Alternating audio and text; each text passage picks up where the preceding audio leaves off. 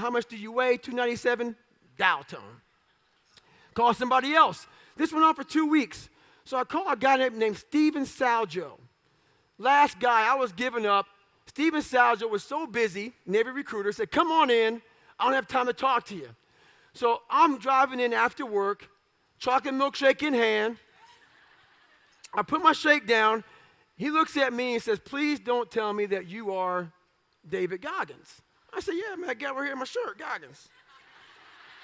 He said, yeah, I'm being a smart ass. And he goes, man, you're fat and you're black. I said, man, you're an observant motherfucker. Sorry, I cussed a little bit because my life was hard. So I don't want to water it down. I'm real. I got about 5 more cuss words before I get cut off, though. So I sit there, he's laughing at me. I'm looking at him with this straight up stoic face, like, look, man, I'm being serious.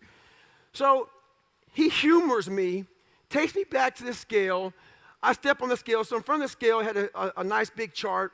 It was a height weight chart. So to get the Navy, I could be 6'1" and 191 pounds. That was it. I'm 297. He writes it down. He goes, man, you're a big boy. And he starts writing stuff down. He gets these huge manuals out and brings them out. You were in the Air Force before? Yeah, how many years? 4.5. He's doing all these figures, calculating stuff up. How old are you? I'm 24 and a half years old. Okay, blah, blah, blah, doing this. Next thing I know, he goes, hey, the only program we can get you in to be a Navy SEAL is about to end in 3 months. You have to drop 106 pounds in 3 months. Roger that. I got my chocolate milkshake and walked out. So here I go back to work, and I'm spraying for cockroaches at Ecolab, and I'm chilling out. And I'm like, you know what, man? Maybe I can just be the best Ecolab guy in the world. And I'm spraying for cockroaches, and I never really looked for cockroach areas, so I was spraying.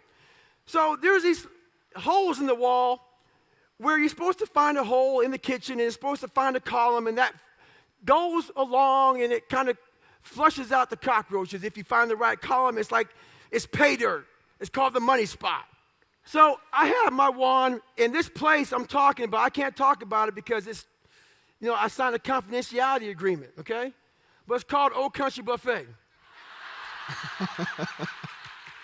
So I'm spraying for cockroaches, and if that's filmed, I'm killing you.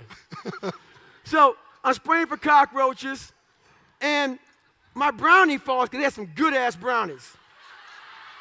So I pick up my brownie, and as I pick it up, I felt stuff. And I keep my head focused on the brownie. And I'm thinking, there's no way in hell I found that. And as I'm bending over, I had a big ass. And my mom would put socks. She would sew socks in my ass, and that ripped out. And so I'm sitting, it was a bad time in my life. And I stayed in this position for a while, and I put my hands down here, and stuff's just falling on my neck. And I look up at the tile, and it's open, and stuff just is crawling around and falling around. I hit the money spot, people, all right?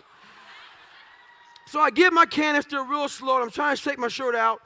I get my canister, I take my mask off, and I leave it there, and I get in my car, I start it up, I sit there for a second, and I drive home, and I quit my job.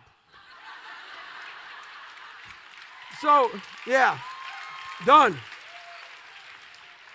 But now, what am I going to do? Your best work has to come when you're least motivated. Where does that come from? It comes from basically, I had to stop thinking normal. I can no longer be a common man walking around doing common things. But no one taught me this stuff. It wasn't like I paid a trainer to come train me. Jenny Craig didn't come down and miracle my ass. None of this happened. It was on me. And that's what you have to realize. Everything you do, you may have some support, you may not, but it's on you. You have to make the decision whether you want to be a badass or whether you just want to be mediocre and everything's okay. But being a badass hurts real bad.